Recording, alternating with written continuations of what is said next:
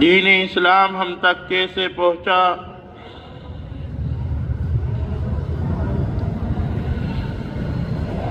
اور دین اور ایمان کی حفاظت کس طریقے سے ہوگی،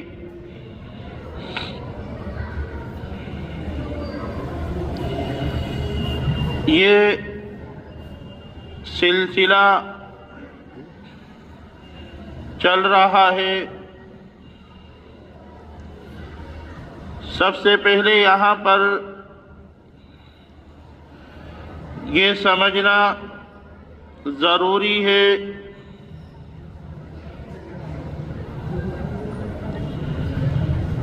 کہ دین اسلام پر چلنے کے لیے 5 چیزیں ضروری ہیں۔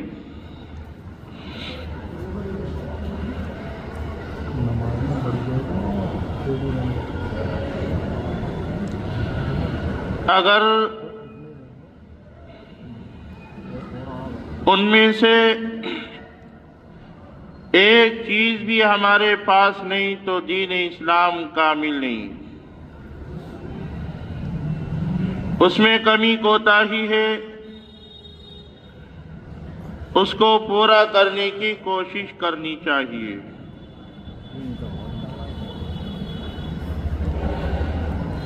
ان میں سے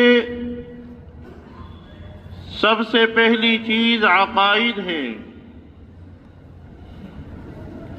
عقیدہ درست ہو۔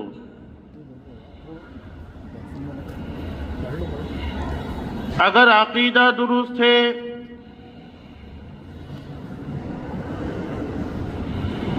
تو چھوٹی سی چھوٹی عبادت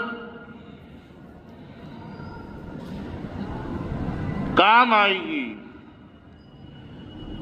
اور اگر عقیدہ درست نہیں تو بڑے سے بڑے اعمال اللہ تبارک و تعالی منہ پر مار دیں گے۔ عقیدے کے بارے میں یہ بات یاد رکھنا چاہیے، پہلے یہ 5 چیزیں۔ نمبر 1 عقائد، عقائد درست، تمام چیزیں درست۔ نمبر 2 عبادات، عبادات سے پہلے عقائد آتے ہیں۔ عقیدہ ہو، عبادات ہو، معاملات ہو، معاشرت ہو اور اخلاق، یہ 5 چیزیں ہیں دین اسلام پر چلنے کے لیے۔ ان میں سب سے پہلی چیز عقیدہ ہے۔ اگر عقیدہ درست تو آپ چھوٹی سی چھوٹی نیکی کریں گے تو اللہ کے یہاں وہ قابل قبول ہے، اور اگر عقیدہ درست نہیں تو اللہ تعالیٰ منہ پر مار دیں گے عبادت۔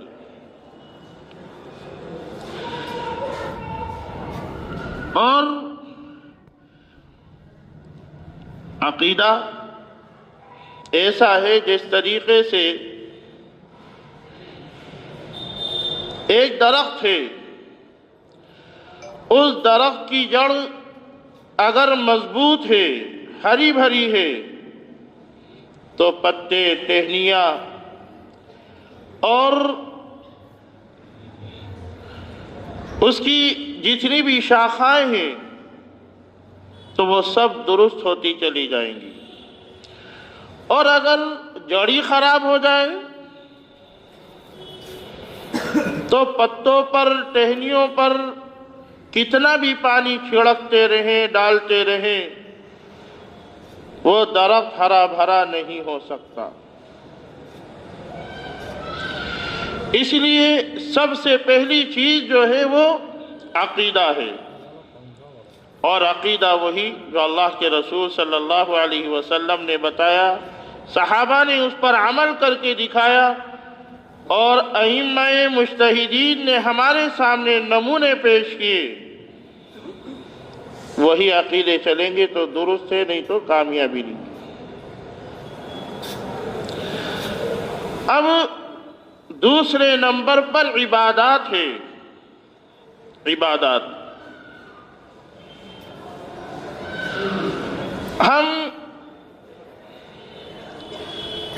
دو چار رکعت نماز پڑھ کر جیسی ٹوٹی پھوٹی ہے، ہم سمجھتے ہیں کہ ہم نے اللہ کا حق ادا کر دیا، ہم نے اللہ کا حق ادا کر دیا۔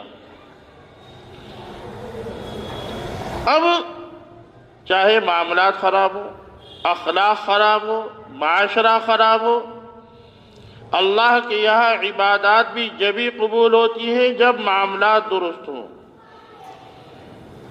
اخلاقیات درست ہوں۔ کیوں؟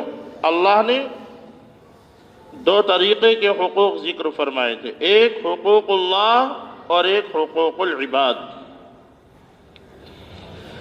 اللہ کا حق تو یہ ہے کہ ہم نے نماز پڑھ لی، روزہ رکھ لیا، حج کر لیا، عمرہ کر لیا، صدقہ کر دیا، یہ تو اللہ کے حقوق ہو گئے۔ اور دوسری طرف حقوق العباد جو بندے کے حقوق ہیں، ایک دوسرے کا لین دین ہے، ایک دوسرے کے ساتھ معاملات کا پیش آنا ہے۔ کیوں؟ ایک روایت میں ہے کہ قیامت کے دن جب اللہ تبارک و تعالیٰ کے سامنے حقوق اللہ بھی ہوں گے، حقوق العباد بھی ہوں گے، یعنی اللہ کا حق بھی اور بندوں کا حق بھی جب سامنے آئے گا، بندوں کا حق اور اللہ کا حق، اللہ تبارک و تعالیٰ فرمائیں گے کہ میں نے اپنے تمام حقوق معاف کر دیے۔ اللہ تعالیٰ فرمائیں گے کہ جتنے بھی میرے حق تھے سب معاف کر دیے۔ اب وہ حقوق آئیں گے، وہ حقوق والے جنہوں نے دنیا میں مار رکھے تھے حقوق، کسی کو گالی دے دی، کسی کے اوپر تہمت لگا دی، کسی کو برا بھلا کہہ دیا، کسی کا مال مار لیا، کسی کی زمین دبا لی، ہم اس کو عبادات نہیں سمجھتے، حقوق نہیں سمجھتے۔ اب جب یہ حقوق العباد والے اللہ کے سامنے پہنچیں گے اور کہیں گے کہ یا اللہ یہ حق مجھے دلائیے، میرا حق اس نے مار رکھا ہے، کیونکہ اللہ کے یہاں تو انصاف ہوگا، وہاں کوئی رشوت وغیرہ تو چلی گئی، وہاں پیسہ نہیں چلے گا، وہاں نیکیاں چلیں گی۔ اب حقوق والے جب سامنے آ کر کھڑے ہوں گے، ایک روایت میں ہے کہ جب حقوق والے سامنے آ کر کھڑے ہوں گے تو اللہ تبارک و تعالی جو حقوق دلائیں گے، روایت میں تو یہ ہے کہ اگر کسی نے 1 2 3 پیسے مار رکھے ہوں گے، جبکہ پیسوں کی کوئی قیمت نہیں، 1 پیسہ 2 پیسے 3 پیسے، 1 2 روپے 3 روپے اگر کسی نے کسی کے مار رکھے ہوں گے، دنیا میں اگر کسی نے کسی کے 2 روپے لے لیے، 3 روپے لے لیے، یعنی معمولی پیسہ اگر کسی کے پاس ہے اور وہ نہیں دے رہا، تو قیامت کے دن اللہ تبارک و تعالی ان پیسوں کے بدلے 700 نمازیں جو مقبول ہوں گی اس کے کھاتے میں ڈال دیں گے۔ اتنی معمولی سی قیمت، اور تمام عبادتیں اس کے کھاتے میں پہنچ جائیں گی جس کا حق دنیا میں مار رکھا ہے۔ حقوق اللہ تو خوب اچھی طریقے سے تہجد بھی پڑھ رہے ہیں، فرائض بھی ادا کر رہے ہیں، نوافل بھی پڑھ رہے ہیں، اشراق اور اوابین کے بڑے پابند ہیں، لیکن اگر دوسرے کے حقوق مار رکھے ہیں تو اللہ کے یہاں سب خالی ہو جائے گا۔ اسی لیے اللہ کے رسول صلی اللہ علیہ وسلم نے صحابہ اکرام سے معلوم کیا، اتدرون المفلس، تم مفلس کو جانتے ہو کون ہے؟ مفلس کون ہے؟ کہ اللہ کے رسول مفلس تو ہم اسی کو سمجھتے ہیں جس کے پاس پیسہ نہ ہو، ساز و سامان نہ ہو، غریب ہو، مفلس ہو، ہم تو مفلس اسی کو سمجھتے ہیں۔ آپ نے فرمایا کہ نہیں، دنیا سے تو خوب نمازیں لے کر گیا، دنیا سے خوب روزے اور حج عمرے لے کر گیا، لیکن اس نے دوسرے کے حقوق مار رکھے تھے۔ قیامت کے دن جب اللہ کے سامنے آئے گا، اللہ جب اپنے حقوق کو معاف فرما دیں گے اور کہیں گے تمام حقوق والے جس کا حق مار رکھا ہے سامنے آ کر کھڑے ہوں گے کہ اللہ اس نے میرا بھی حق مار رکھا، اس نے میرا بھی حق مار رکھا ہے۔ تو اللہ فرمائیں گے کہ ہمارے یہاں تو انصاف ہے، انسان تو انسان، جانوروں کو بھی انصاف ہوگا یہاں پر۔ حدیث پاک میں آتا ہے کہ اللہ تبارک و تعالی 2 بکریوں کو زندہ کریں گے، ایک سینگ والی، ایک بے سینگ والی، اور بے سینگ والی بکری کو اللہ تعالی سینگ دیں گے، اور جس کے دنیا میں سینگ تھے اللہ تعالی اس کے سینگوں کو ختم کر دیں گے اور فرمائیں گے کہ بدلہ اتار لو۔ وہاں تو بدلہ اتر جائے گا، لیکن جانوروں کے ساتھ اتنی رعایت ہوگی کہ بدلہ اتارنے کے بعد اللہ تبارک و تعالی ان کو مٹی کر دیں گے، اور اس نے جو دنیا میں حق مار رکھے ہیں یہ دیکھے گا کہ جانوروں کے درمیان اللہ نے اتنا انصاف کیا تو کہے گا کہ یا لیتنی کنت ترابا، کاش میں بھی کوئی جانور ہوتا، میں نے دنیا میں تو بہت سارے حقوق مار رکھے ہیں۔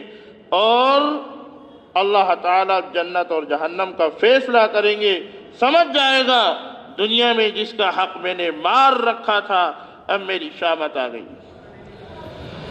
تو عبادات یہی نہیں کہ نماز روزہ کر لیا، عبادات تو یہ بھی ہے کہ آپس کے معاملات کیسے ہیں، آپس کے معاملات کیسے ہیں، حق والوں کو حق دیا نہیں دیا، کسی پر ظلم تو نہیں کیا۔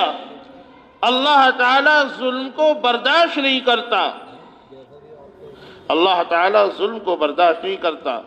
دیکھ لیجئے فرعون کو، دیکھ لیجئے حامان کو، دیکھ لیجئے شداد کو، دیکھ لیجئے نمرود کو، دیکھ لیجئے۔ دنیا میں بڑے بڑے ظالم آئے، بڑے بڑے ظالم آئے، اللہ نے سب کو نیست و نابود کر دیا، نام و نشان ختم کر دیا، اور قیامت تک آئیں گے۔ کوئی چھوٹا ظلم کرے گا، کوئی بڑا ظلم کرے گا، اور جب یہ دنیا ظلم سے بھر جائے گی تو اللہ تعالیٰ پھر انصاف قائم کرے۔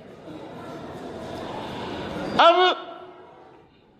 عقائد میں پہلی چیز جو عقیدہ ہے، اپنا عقیدہ درست کیجیے،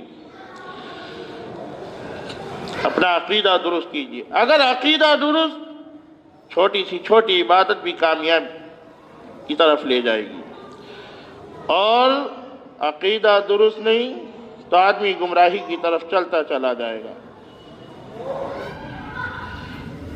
اب عقائد میں آدمی اتنا ہی سمجھتا ہے کہ میں نے نماز پڑھ لی، روزہ رکھ لیا، حج کر لیا، اللہ کا نیک بندہ بن گیا۔ قیامت کے دن جب ظالموں کی صف میں آ کر کھڑا ہوگا، جب معلوم ہوگا کہ کتنا ظلم کیا۔ اور یہ بھی آتا ہے حدیث پاک میں، کسی کی برائی کر دی، 700 نیکیاں چلی گئیں۔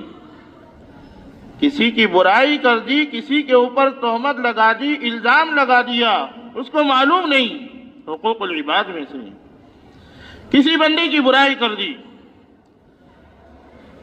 اب اتنی نمازیں تو ہے نہیں، کون بندہ کہہ سکتا ہے کہ میری 700 نمازیں مقبول ہیں؟ ہم تو ایک بھی نہیں کہہ سکتے ہماری مقبول ہے۔ اللہ سے امید ہے کہ انشاءاللہ سب معاف فرما دیں گے۔ اور ایمان اسی چیز کا نام ہے کہ بندہ کرتا رہے اور اللہ سے ڈرتا رہے، بندہ کرتا رہے اور اللہ سے ڈرتا رہے۔ بعض مرتبہ اللہ تعالیٰ کسی بندے کو اعلیٰ مقام دینا چاہتے ہیں، کسی بندے کا وہ مقام نہیں اللہ کے یہاں، اور اللہ وہ مقام دینا چاہتے ہیں تو لوگ برائی کرنا شروع کر دیتے ہیں۔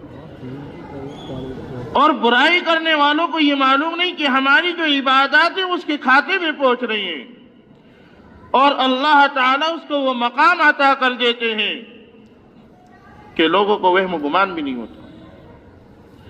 تو اپنی حدیث پاک جو پڑھی، المسلم من سلم المسلمون من لسانہ و یدہ، مسلمان تو وہی ہے جس کے دوسرا مسلمان محفوظ رہے، زبان سے بھی اور ہاتھ سے بھی، زبان سے بھی محفوظ رہے اور ہاتھ سے بھی محفوظ رہے۔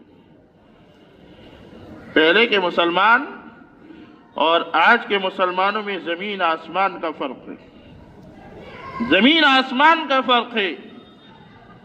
اگر ہم صحابہ نہیں بلکہ صحابہ کی بعد والی زندگیوں کو دیکھیں،